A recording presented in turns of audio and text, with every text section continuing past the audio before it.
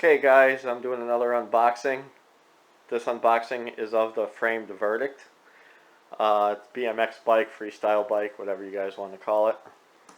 I already opened the top of the box so that way I won't have to do it while I'm recording. Here's what the packing looks like. Did a very nice job. It's got the little plastic things on the axles so the bike don't move around. Really nice. Here's the seat. This one's not as light as the bike I unboxed yesterday. But yeah. Okay, what do we got in there? It looks like I'm going to have to pull everything out. And I'll be right back. Alright guys, I got the bike out of the box. This is how it comes packed. Some of the people who got one of these bikes got like a hat. I did not get the hat. It's a little beanie, whatever. I did not get one. Kind of sucks. I kind of wanted one, but whatever. And the only thing I got in mine is directions, my receipt. I got this bike for $151 with a promo code. Can't beat that. You're not going to find a decent bike even at Walmart for that much. This bike is a high tensile steel frame, not chromoly. So that just means it's a little thicker frame, probably for strength. And I believe this bike is also made in China. And some people who had this bike got an Allen wrench set. And this one only came with 2 Allen wrenches. Normally they came with something like this, but a whole lot more fancier. But yeah, this one just came with 2 cheap-ass Allen wrenches. So I got ripped off all the way around, damn it. It's alright though, as long as the bike's okay. Yeah, okay, let me get this stuff off the bike and I'll be back. Alright guys, I got the bike all the way back together. Seems like it's a pretty decent quality bike. The seat really sucks. It's pointed way too far back. You sit on it and feel like you're going to fall off. And it is non-adjustable. There's no adjustment to it whatsoever. So, yeah, that's got to go. I will definitely be replacing the seat on this one. And like I said, it's not as light as it was on my DK Legend. This bike weighs only 1 pound less than my 26-inch Cruiser. So, I'm going to be right back. I'm going to grab the specs on this. And okay, guys. Here are the specs on the bike. The frame is high tensile steel. Top tube is 20 inches, even though I read somewhere else that it's 20.5, but that may be incorrect because this is right off the website of Framed, the company. So according to them, it says it's a 20-inch top tube. Seat tube is 9.25. Chainstay 13.5. Standover height is 22.5. Wheelbase is 36. The forks are high 10 steel, 1 1/8. Handlebars are high 10 steel, 2-piece. The handlebar quality on these, I don't know. The welds look kind of shitty on these. They're not as nice as the rest of the bike. So the bars are probably not that great of quality. From what I could see. The grips, they're mushroom grips. Stem framed alloy, front load. The stem seems pretty nice. I can't complain about that. Seems like your average, base stem. Nothing too fancy. Headset, standard 1/8 loose ball bearing, unsealed. This bike is all unsealed bearings, the hubs, the crank, obviously.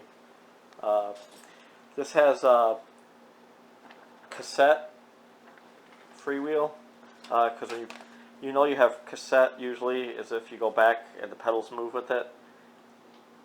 If you have free coaster, you move back and the pedals stay still. Okay, so this is cassette. Same with my DK Cruiser. And let me see. Rear brake is alloy. Brake lever's alloy. Front brake does not have one. Crank one-piece forged steel, 175 millimeter. Yeah, they look like really long cranks from what I'm looking at here. Bottom bracket, American loose ball bearing. Yeah, so it's unsealed. Chain KMC Z410. Chain ring is 25 tooth steel.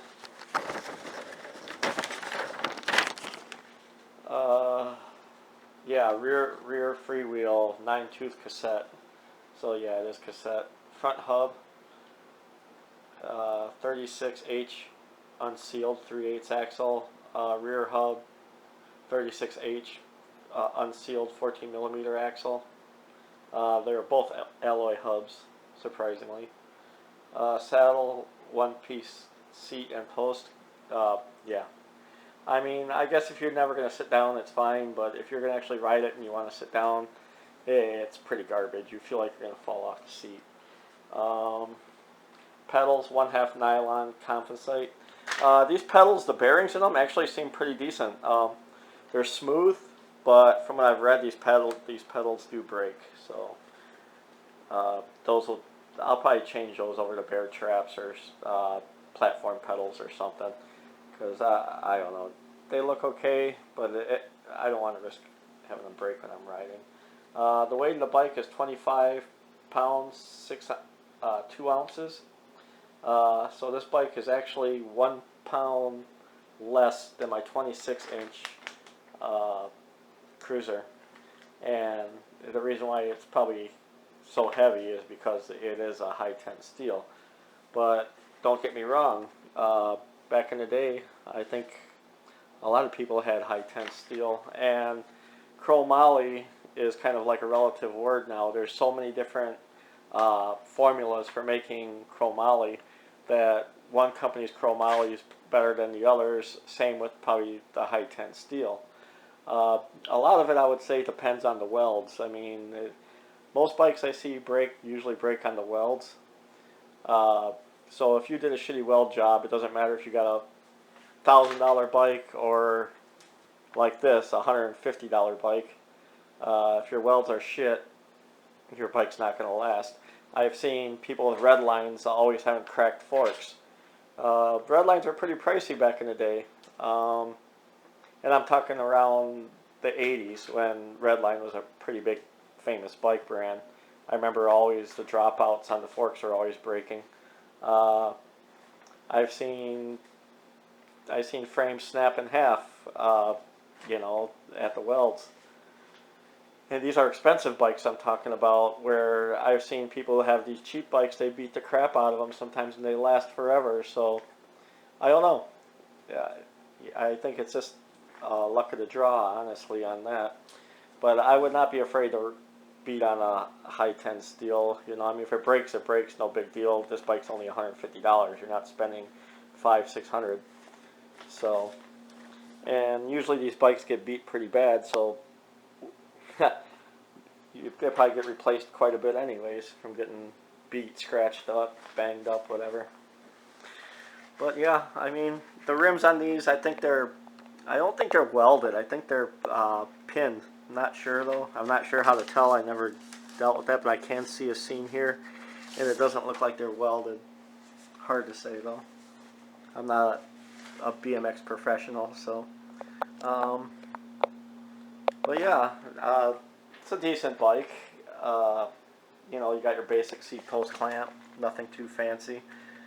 Probably cost them $1 to make. But yeah, it's nice though. I mean, it's got the same size front sprocket as my Cruiser does. Not sure what the Cruiser has for a rear sprocket, but this thing's only got a 9-tooth for the rear. So, but yeah, none of the bearings are sealed. They're just regular standard ball bearing headsets. For upgrades on this bike, I'd probably put 3-piece cranks on it. I'll see how much I like this bike, if it's worth it to me. If I upgrade, I'll probably put 3-piece cranks on it, and probably an aluminum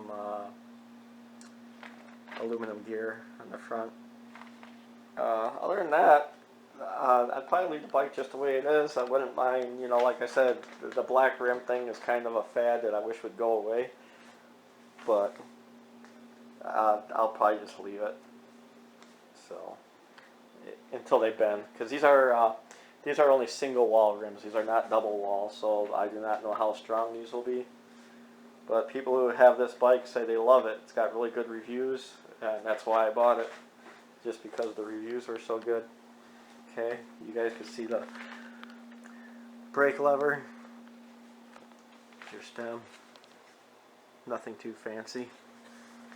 Does the job though.